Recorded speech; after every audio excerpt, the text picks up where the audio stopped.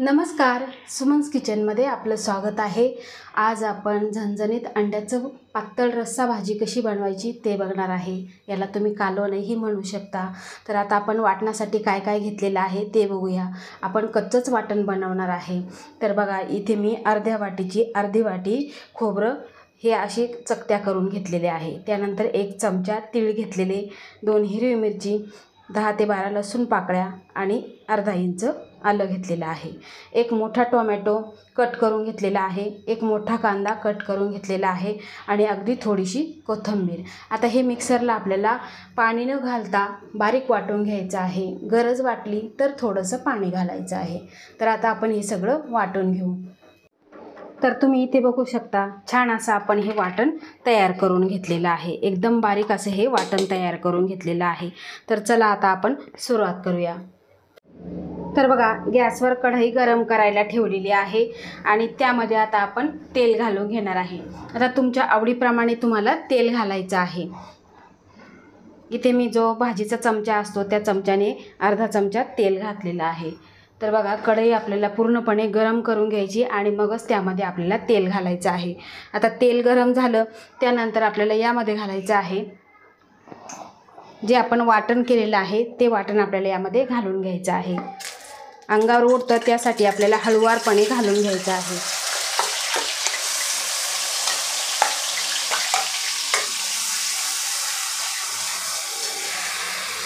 बघा, अशा पद्धतीने आपल्याला हे परतून घ्यायचं आहे।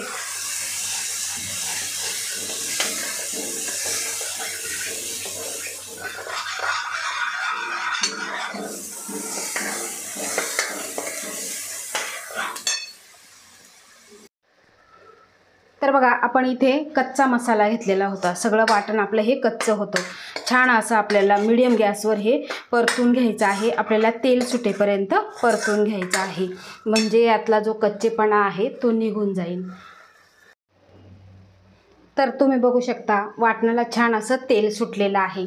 आता यामध्ये आपल्याला मसाले घालायचे आहे। तर इथे मी अर्धा छोटा चमचा हळद घेतलेली आहे।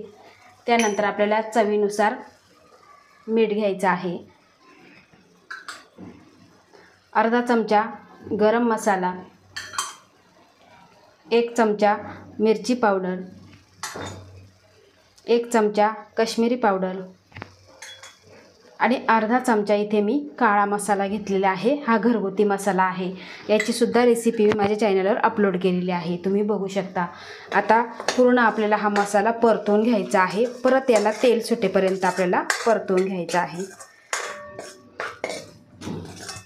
अगदी 3 ते 4 माणसांना पुरेल एवढी ही भाजी तयार होते। आता तुम्ही तुमच्या आवडीप्रमाणे, लहान मुले खाणार असतील तर तुम्ही मिरची पावडरचं प्रमाण हे कमी जास्त करू शकता। अशा वाटणातली भाजी तुम्ही एकदा नक्की करून बघा। तर बघा, तेल सुटेपर्यंत आपण हे परतून घेणार आहे। तर तुम्ही बघू शकता, इथे तेल छान असं सुटलेलं आहे। आता यामध्ये आपल्याला पाणी घालायचं आहे। तर पाणी घालताना आपल्याला यामध्ये थंड पाणी न घालायचं, आपल्याला इथे गरम पाणी घालायचं आहे। तुम्ही तुमच्या आवडीनुसार पाणी घालायचं आहे, पातळ घट्ट असं बघून तुम्ही पाणी घालायचं आहे।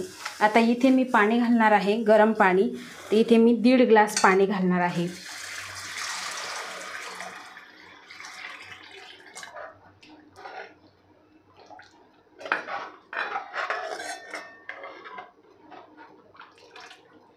बघा, तुमच्या घट्ट पातळनुसार तुम्ही इथे पाणी घालायचं आहे।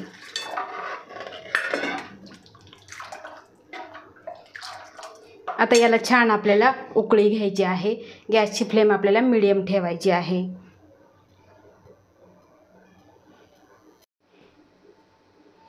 तर तुम्ही इथे बघू शकता, रस्स्याला छान अशी उकळी आलेली आहे। आता उकळी आल्यानंतर आपल्याला गॅस बारीक करायचा आणि छान असं हे आटवून घ्यायचं आहे। तर बघा, यामध्ये आता आपल्याला अंडी सोडायची आहे। इथे मी 6 अंडी घेतलेली आहे आणि ती कट देऊन घेतलेला आहे। बघा, अशा पद्धतीचा कट देऊन घेतलेला आहे। आता ही अंडी आपल्याला यामध्ये सोडून घ्यायची आहे।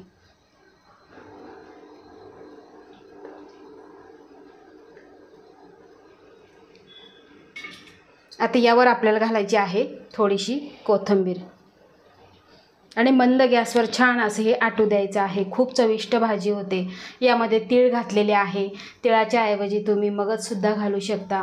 त्यामुळे काय होतं, घट्टपणा यायला छान अशी मदत होते. आता हे आपण आटवून घेऊ.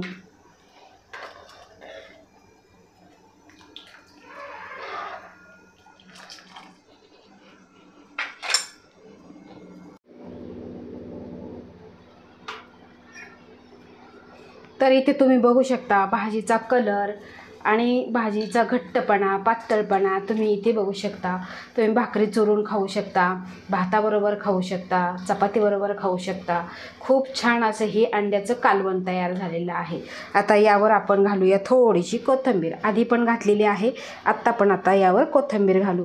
खूप मस्त अशी भाजी तयार झालेली आहे. एकदा ह्या पद्धतीचं अंड्याचं कालवण तुम्ही नक्की करून बघा. आवडल्यास लाईक करा, शेअर करा, सबस्क्राईब करा आणि बाजूचं बेल आयकॉन बटन प्रेस करा. धन्यवाद.